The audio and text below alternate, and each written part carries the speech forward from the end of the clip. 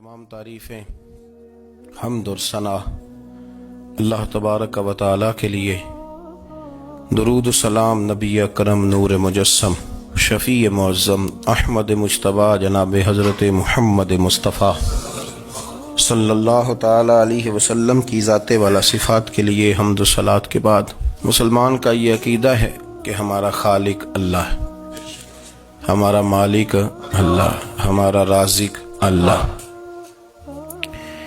जब ये सारी चीज़ें, सारी अताएँ, सारी नेमतें अल्लाह की हैं तो फिर मुसलमान की सारी तवज्जो भी अल्लाह ही की जानिब होनी चाहिए।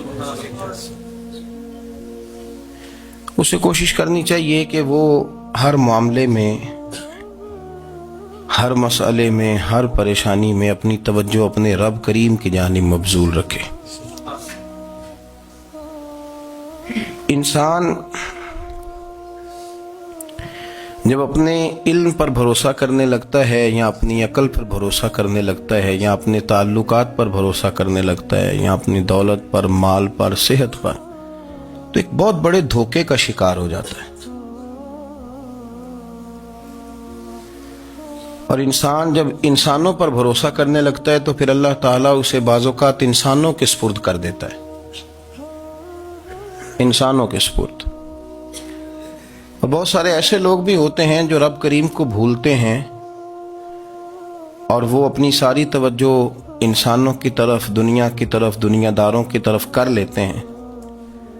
तो अल्लाह ताला फरमाता है फिर मैं उन्हें ये सज़ा देता हूँ कि वो मुझे भूलने निकले थे तो मैंने उन्हें उनका अपना आप भी भुला दिया, अपना आप भी। सूरह हश्र को देखिएगा, फरमाया वाला तकूनु कल्लज़ीना नसुल्लाह फअन्साहुम अनफुसहुम। उन लोगों की तरह न हो जाना जिन्होंने अल्लाह को भुला दिया तो अल्लाह ने फिर उन्हें उनका अपना आप भी भुला दिया। उन्हें अपनी भी होश नहीं रही, वो ऐसे मसाइल में घिर गए, वो ऐसी आजमाइशों में उलझ गए, वो ऐसी दुनियादारी के अंदर उलझे कि उन्हें अपना भी पता न चला। अब तो ढूंढता फिरता हूँ इकबाल अपने ही आप को, अब तो ढूंढता फिरता हूँ इकबाल अपने आप को, आप ही गोया मुसाफिर, आप ही मंजिल हूँ मैं। जब इंसान खुदा फरामोश होता है तो खुद फरामोश हो जाता है। हमारा बड़े जमाने से तकिया है, कभी अमेरिका पर, कभी यूरोप पर, कभी बरतानिया पर, कभी मालदारों पर, कभी असले वालों पर। उसका नुकसान ये हुआ कि अपना कोई वजूद नहीं रहा, अपना कोई नजरिया नहीं रहा, अपनी को सोच नहीं रही। ऐसे महसूस होता है कि कोई मंशूर नहीं, कोई दस्तूर नहीं, लगाम मुंह में है और उसका सिरा किसी के हाथ में है, वो जिधर चाहता है हमें घुमा लेता है। अल्लाह फरमाते हैं यूं ना हो जाना कि तुम रब को भुला दो और फिर तुम्हें अपना आप भी भूल जाए। औलाइका हुमुल फासिकून, फरमाया ये वो लोग हैं जो नाफरमान है अल्लाह के, ये नाफरमान है। जब ये नजरिया बन गया, जब ये जहन बन गया कि पैदा अल्लाह ने किया है, देना अल्लाह ने है, अता करने वाला अल्लाह है, नवाजने वाला अल्लाह, तो फिर सारी तवज्जो दुनियादारों की तरफ रखना, मैं अल्लाह वालों की तरफ तवज्जो रखने का कायल हूं, मैं वो समझता हूं, हम उस चीज के कायल हैं। लेकिन वो भी कोई आस्ताना है कि जहां हक मुर्शद का नारा तो बड़ा लगे पर रब का नाम ही ना सुनने को मिले। ये भी कोई बात हुई कि जहां ये तो नारा जोर से लगे कि जीवे जीवे मुर्शद जीवे, लेकिन इस्तिगफार का दर्स ही ना मिले। जहां हर वक्त ये बताया जाए कि यहां आ गए तो बच गए, कैसे बचेंगे? मेरे रसूल पाक अलैहिस्सलाम का दरवाजा सबसे बड़ा दरवाजा है, हुजूर का दरवाजा सबसे बड़ा दरवाजा है।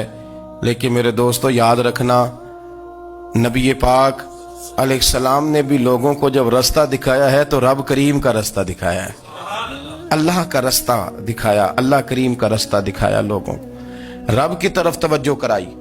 मेरे रसूल करीम सैयद आलम सल्लल्लाहु ताला अलैहि वसल्लम ने लोगों की अल्लाह की जानिब तवज्जो कराई और लोगों से ये कहा कि वो अपने रब करीम की जानिब अपना जहन रखें, अपनी तवज्जो अपने अल्लाह की जानिब मबजूल करें।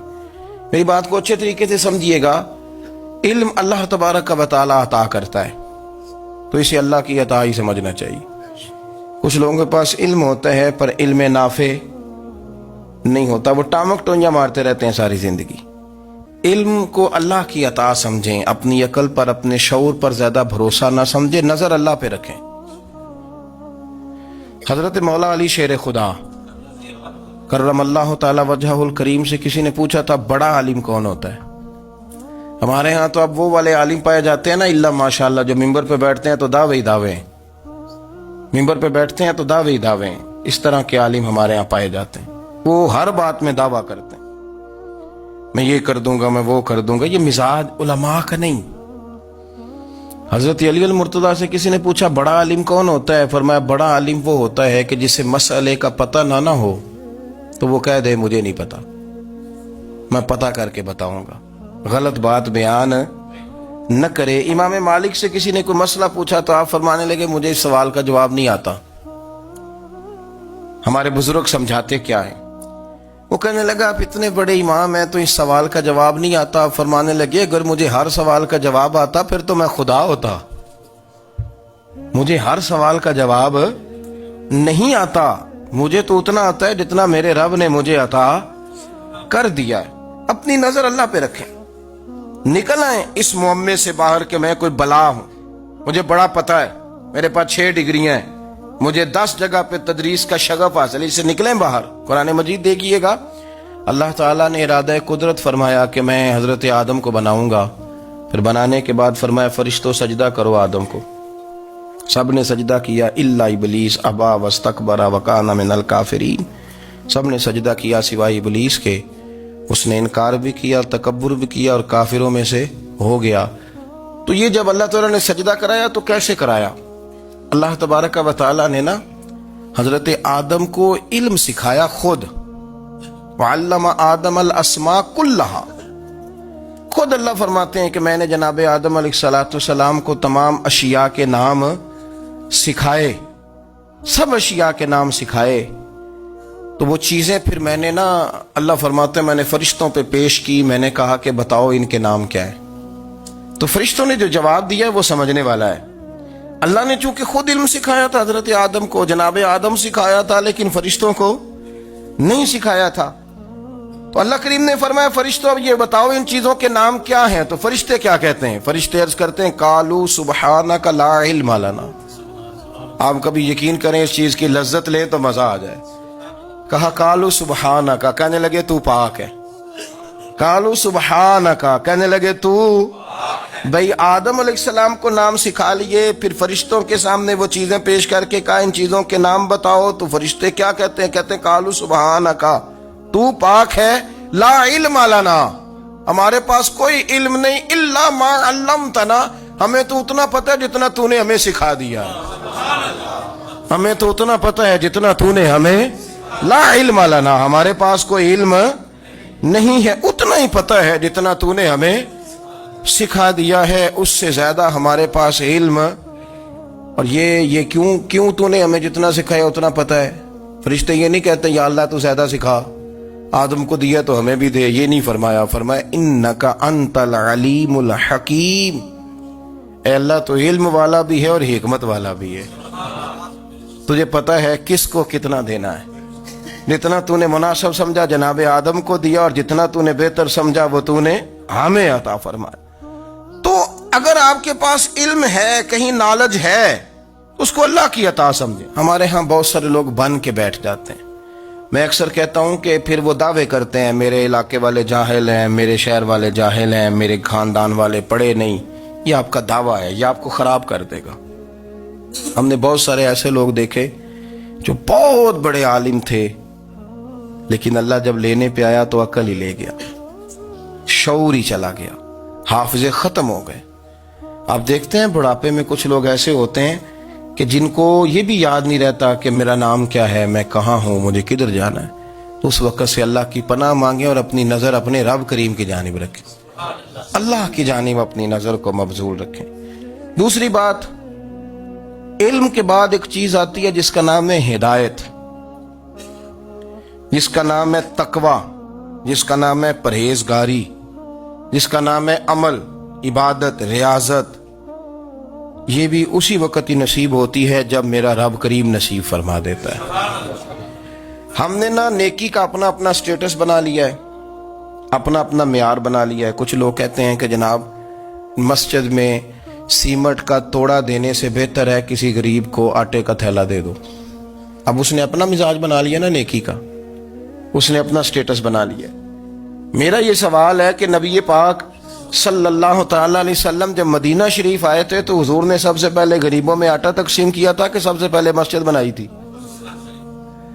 کیا عجیب لوگوں کا رنگ ہے، اپنی مرضی کی ہدایت، اپنی مرضی کا تقوی، اپنی مرضی کا معیار۔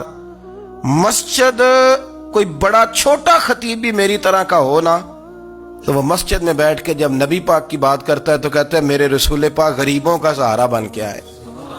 وہ غریبوں کی بات کرتا ہے، مسکینوں کی، لاچاروں کی، کمزوروں کی بات۔ تو مسجد ہی تو وہ ادارہ ہے جہاں سے غریبوں کی بات ہو رہی۔ تو اب لوگوں نے غریب کو اور مسجد کو لڑانا شروع کر دیا، اس کو لڑاؤ کہ مسجد میں پیسے دینے سے بہتر ہے آپ غریب کو آٹے کا تھیلا دے دیں۔ آپ یہ کیوں نہیں کہتے کہ مسجد میں بھی آپ توڑا دیں ایک سیمٹ کا اور ساتھ غریب کو بھی خدمت کریں؟ یہ کیوں نہیں تقویٰ؟ اپنی اپنی مرضی کا مزاج، اپنی اپنی۔ کچھ لوگ کہتے ہیں چھوڑو جی، ساری زندگی انسان نماز پڑھتا رہے اور پھر گالیاں بھی دیتا رہے، بندہ داڑھی بھی رکھ لے اور جھوٹ بولنا بھی نہ چھوڑے۔ تو یہ آپ نے اپنے پاس سے تقوی کا معیار بنایا۔ گالی دینے کا گناہ ہے اور داڑھی رکھنے کا ثواب ہے۔ تو اگر آپ داڑھی رکھے ہوئے ہیں اور آپ کوئی غلطی کر رہے ہیں تو اس سے آپ کی داڑھی کا ثواب ختم، اللہ کرے آپ کو سمجھ آئے میری بات۔ آپ کوئی غلطی کر رہے ہیں، داڑھی کا ثواب اس سے ختم، وہ اپنی جگہ پہ قائم ہے چیز۔ اپنی مرضی کا کیوں تقوی کا معیار بناتے ہیں؟ تقوی کا مزاج اپنی مرضی کا نہ بناؤ۔ اللہ کی بارگاہ سے دعا مانگو کہ یا اللہ ہمیں ہدایت کا نور عطا فرما، اللہ تو ہمیں رستہ دکھا، تو بتا کہ ہدایت کیا ہے۔ تو رب فرماتا ہے اللہ ولی الذین آمنوا، اللہ مومنوں کا مددگار ہے، یخرجہم من الظلمات الی النور، وہ انہیں اندھیروں سے نکالتا ہے اور نور کی طرف روشنی عطا فرماتا ہے۔ اندھیروں سے نور کی طرف اللہ لاتا ہے۔ اللہ ولی، اللہ مومنوں کا ولی ہے، وہ انہیں اندھیروں سے نور کی طرف نکالتا ہے۔ ہدایت ہمیشہ اللہ کی طرف سے سمجھے۔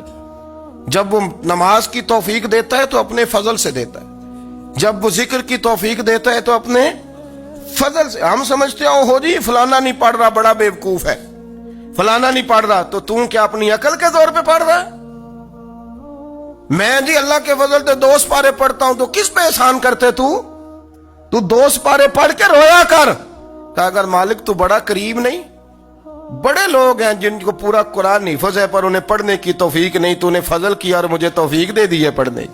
رویا کر، پڑھ کے رویا کر، راتی ساری کر کر زاری، او نیند اکھاں تھی توندے تے فجرے اوہی گناہگار کہاون سب تو نیوے ہوندے۔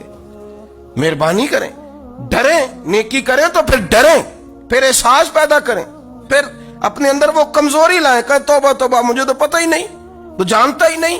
حضرت سیدنا امام اعظم ابو حنیفہ رحمۃ اللہ تعالی علیہ کے ساتھ ایک شخص کہتا میں نے نماز پڑھی تو عشاء کی نماز تھی۔ یہ جو لوگ بڑے ہوتے ہیں نا، جن کے پیار کرنے والے بڑے ہوتے ہیں، ان کے گرد خوف بھی بڑا ہی ہوتا ہے، انہیں بڑا ڈر لگتا ہے، بڑی بعض اوقات آزمائش ہوتی ہے ان کی۔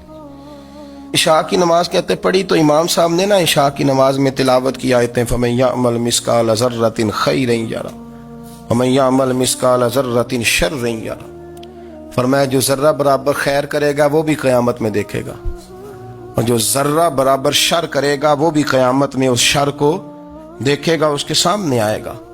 تو وہ شخص کہتا ہے کہ سارے لوگ نماز پڑھ کے چلے گئے تو امام صاحب رحمۃ اللہ علیہ نے اپنی داڑھی پکڑی، رو رہے ہیں، کہتے ہیں وہ ذرہ برابر نیکی کا بدلہ دینے والے، وہ ذرہ برابر شر پہ سزا دینے والے میری سفید داڑھی کو دیکھ، مالک میرے ذرے ذرے سامنے نہ لانا، لوگ تو میری بڑی قدر کرتے ہیں دنیا، میں تو بڑا پہچانا جاتا ہوں، لوگ تو میری راہوں میں پھول لیے کھڑے ہوتے ہیں، مجھے بڑا نوازتے ہیں، قیامت میں رسوا نہ کر دینا، میرے لیے مشکل ہو جائے گی۔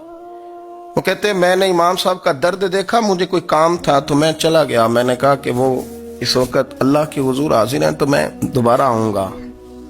کہتے ہیں میں تہجد کا وقت آیا تو امام صاحب وہیں بیٹھے تھے، اور ان کی داڑیاں آنسوؤں سے بھری ہوئی تھی اور زور سے داڑھی پکڑی ہوئی کہنے لگے مالک رسوا نہ کر دینا، قیامت میں رسوا نہ کر دینا۔ یار جو ہدایت یافتہ لوگ تھے وہ تو ڈرے ہوئے تھے، وہ تو سہمے ہوئے تھے، وہ تو کہتے تھے یہ اس کا فضل نہیں، اس نے بلا لیا، یہ اس کا کرم نہیں۔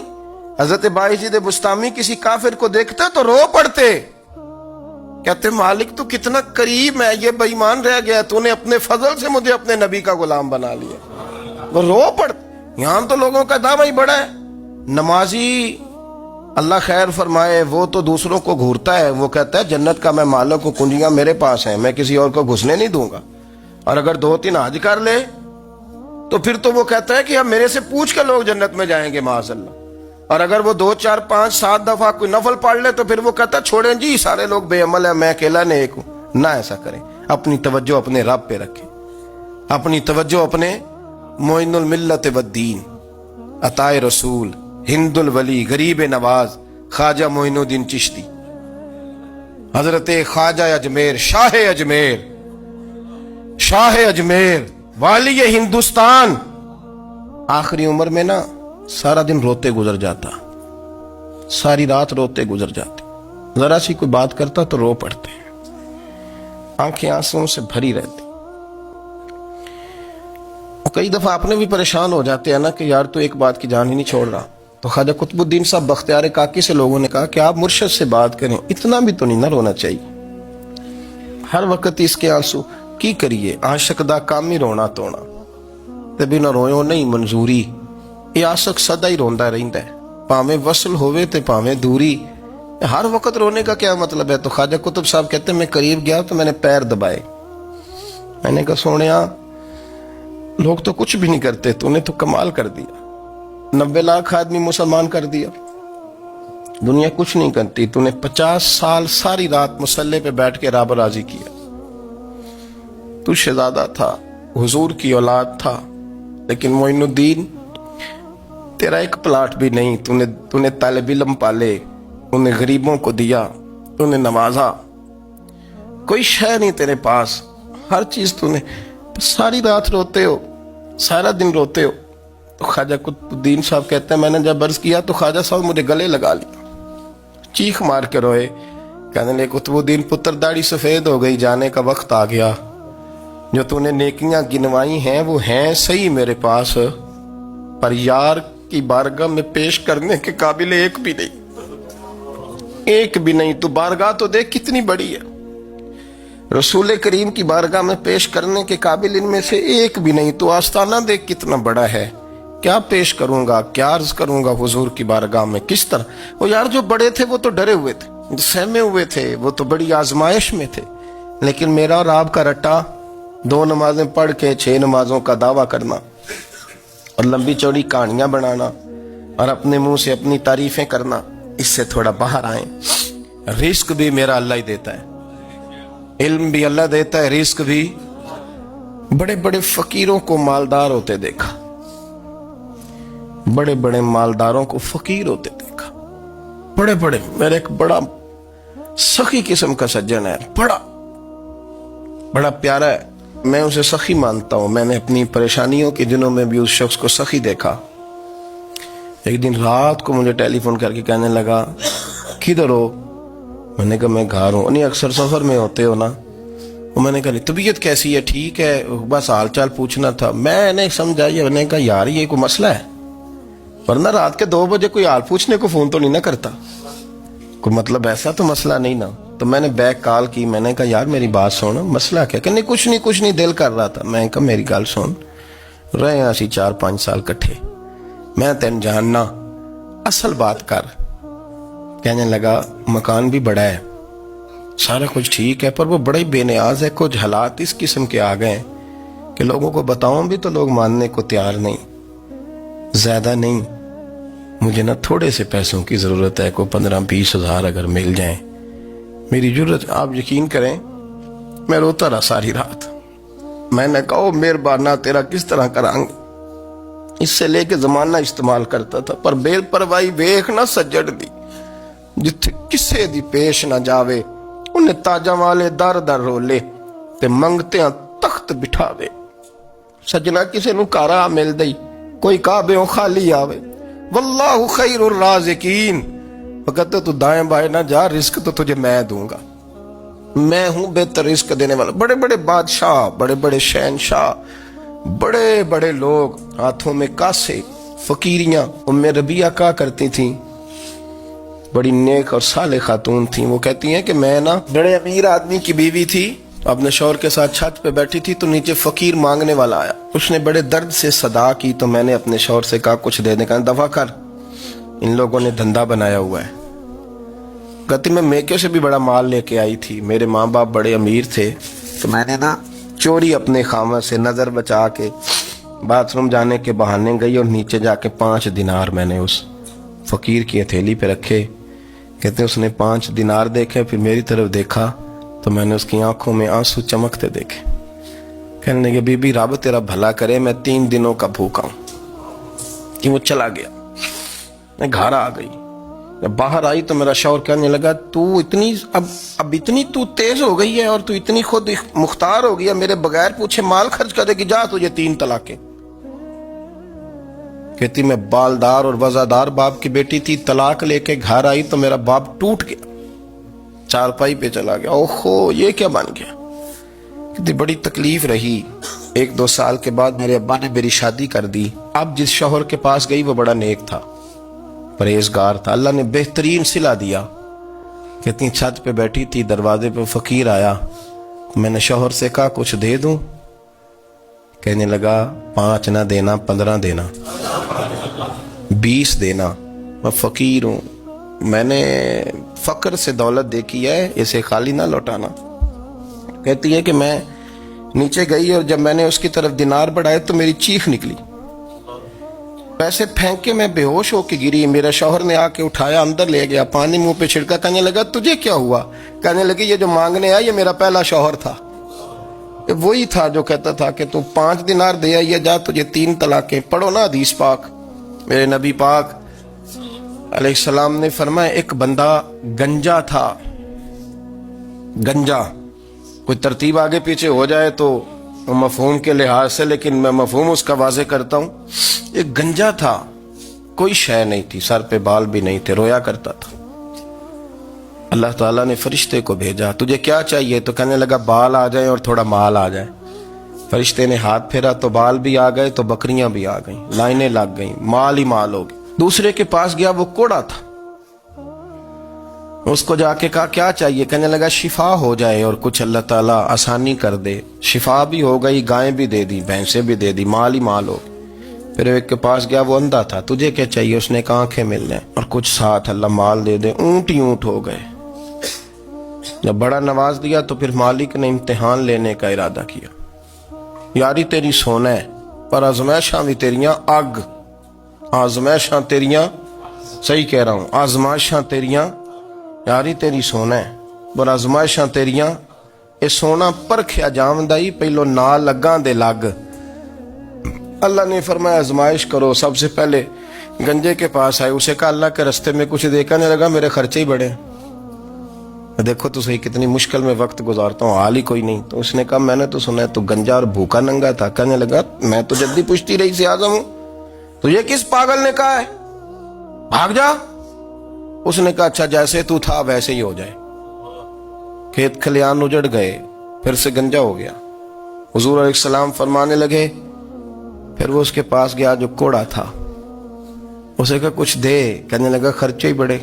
اب پوچھ لیں کسی امیر آدمی سے, کہے گا چکی کے نیچے ہاتھ ہے میرا, میرے سے زیادہ تو اب پریشان بندہ ہی کوئی نہیں. کیا بتاؤں آپ کو, اتنا ٹیکس ہے, اتنا جرمانہ ہے, فلانی شے, بڑا کچھ گنواتے ہیں لوگ. اس نے کہا میں نے تو سنا تو پہلے کوڑا تھا. اس نے کہا اچھا دوڑ جا, میں تو رئیس اعظم ہوں, دادا بھی پردادا بھی اور ساری نسل ہی. اس نے کہا اچھا جیسے تو تھا ویسے ہی ہو جائے. پھر وہ گیا اندھے کے پاس اور جا کے کہا اللہ کے نام پہ کچھ دے. تو کہنے لگا رب کے نام پہ, یہ کھڑے ہیں اونٹ, جتنے تیرے دل کرے لے دا.